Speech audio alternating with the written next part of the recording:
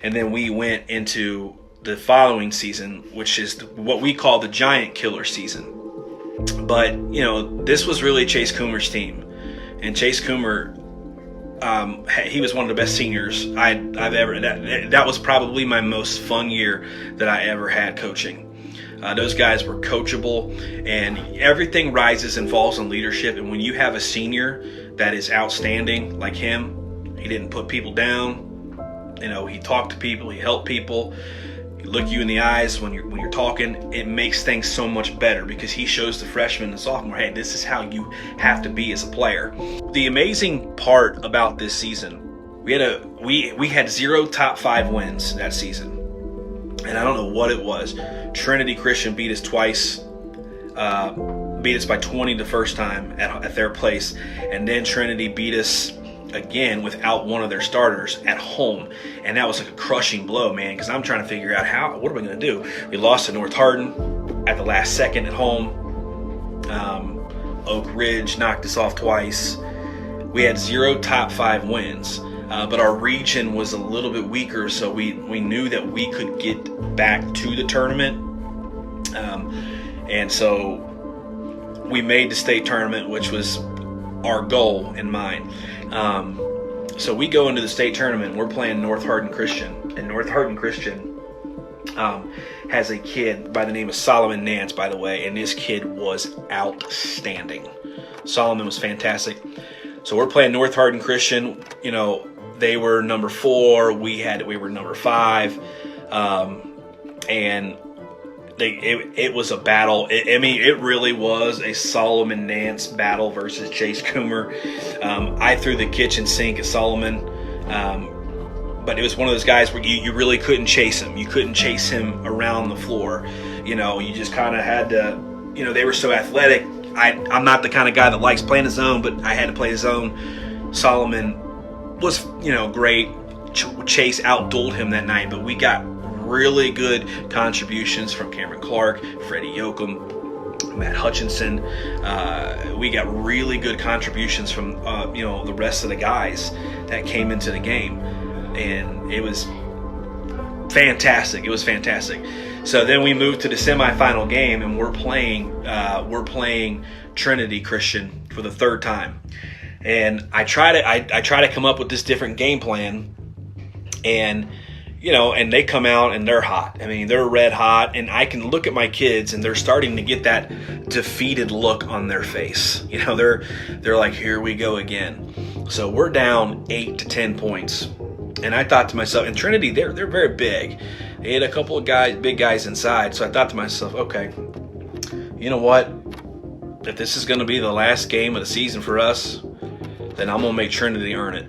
So I'm going to press. We're going to press. We're going to see if these big kids can run on this college floor.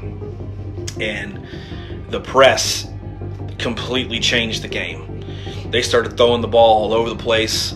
And we ended up going on a 14-0 run to end the 3rd quarter. And Chase hit about a 26-foot fadeaway 3 at the end of the quarter. And we ended up beating them by 20 points and moving into the final game. Okay? And we're just giddy that we're there. We didn't have a top 5 win all year, and now we beat team number 4 and then team number 2. Okay? So now we're playing Glasgow Christian Academy. And they were 27-1 at the time. And they had a 6'6 guard. A 6'6 guard, it was fantastic. And a 6'7 kid inside, a left-handed kid inside. It was really, really good. And I knew that we had to play perfect to win this game. Had to be perfect. And Chase Coomer scores 30 points in the first half. We got out to a 11-2 start. But once Glasgow started to play a little bit, they ended up actually coming back and taking the lead in the 4th quarter. So this is where things kind of fell into place for us, and this is where I knew we were going to win this game. They kind of came out in a gimmick zone, and my kids, our legs were struggling because it's 2 games in one day. So our legs on our jump shots, Troy's jump shots were a little short.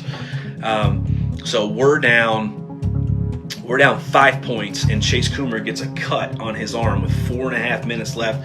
The official takes him out of the game. So the referee pulls out our best guy. So the basketball comes down. We're down 5 points. We're working the ball around. Freddie Yoakum sitting in front of the bench.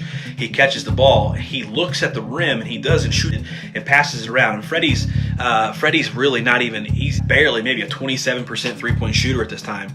And I told Fred, I said, let it fly. Let it fly. The ball came back to him. He let it go. He knocks it down. We're down 2. Okay? Freddie gets a steal. Shoots the ball from 3. He misses the 3. Cameron Clark gets the rebound, kicks it out to Ethan Kidd. And Ethan was another guy that was capable but didn't shoot the ball very well in game. Ethan Kidd throws it to Troy. They both guys at the top of the zone jump at Troy. Troy throws it back to Ethan. Ethan knocks the shot down. We're up 1 point. Zach Murray hammers a guy down at the other end, and they don't call a foul. And their people are going nuts. So with 3 minutes and 30 seconds left, we had a 1 point lead. I put Chase back in the game. And this is what I told my guys in the huddle. We are not going to let them sit back in this zone. Pull them out of the zone. And it's not my favorite thing to do, but when you're in a game of this magnitude, this is what you have to do. So we went into a spread mode, and they let us dribble the ball for 30 seconds before their coach said match up. And this was what we wanted, because their guards were super aggressive, but my guards were super smart. And so the big kid, the 6'6" guard, C.D. Sadie, started getting really emotional, and he was overplaying Chase a lot. And Chase took advantage of it, and when C.D. went to reach, Chase went by him, pulled up with a 15-foot jump shot. We're up 3 points. And I'm thinking, wow, we just took 1 minute off the clock and got a basket. C.D., and now in a hurry, because it's 2 minutes and 30 seconds now left in the game, he comes down and tries to force a shot, and he travels. We get the ball, and we set up in the same offense. And again, I have Troy, Ethan, and Chase at the top running this thing. All 3, smart enough ball handlers. And again, C.D. makes a mistake, gambles on Chase. Chase goes by, and now it's Chase 1v1 with Mamad Nakidu, the big kid. Cameron Clark dives exactly like he's supposed to do. Chase Coomer shovels it to him. Clark gets the big kid off of his feet. He goes fouls, and Cameron makes both free throws. Turns into a free throw battle at the end of the game. And they ran out of time. They made a layup with 4 seconds left. Troy Coomer held the ball out of bounds. We ended up winning the 2017 state championship, which we call the Giant Killing Season, because we had no big wins until we got to when it matters. And that's what really mattered. And I thought our team really came together. Everybody had a significant part in that tournament. Matt Hutchinson gave us great minutes. Sam Phillips gave us great minutes, and Freddie Yoakum was outstanding in that tournament just by diving on the floor after loose balls. He got like 3 or 4 back tips, some really key rebounds, and really just watched the involvement of players there. So that ended the 2017 season. So that was by and large, and somebody had asked me, and I want to answer some of these questions, but somebody had asked me what my favorite win was there, and that by far, the Glasgow game, which is on YouTube, was my favorite win that we had ever had.